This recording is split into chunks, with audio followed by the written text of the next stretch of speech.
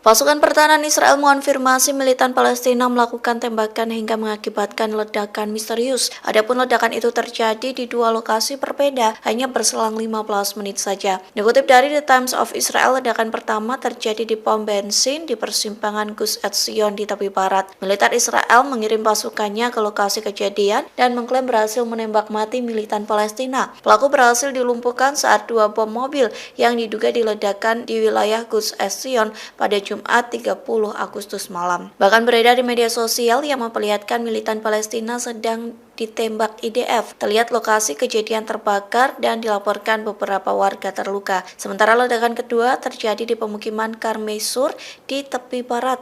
Sirine dugaan penyusupan langsung berbunyi saat militan Palestina melancarkan aksinya. IDF mengonfirmasi berhasil menetralisir tempat kejadian dan satu tersangka ditangkap. Militer Israel pun sedang menyelidiki apakah kedua ledakan ini saling berkaitan.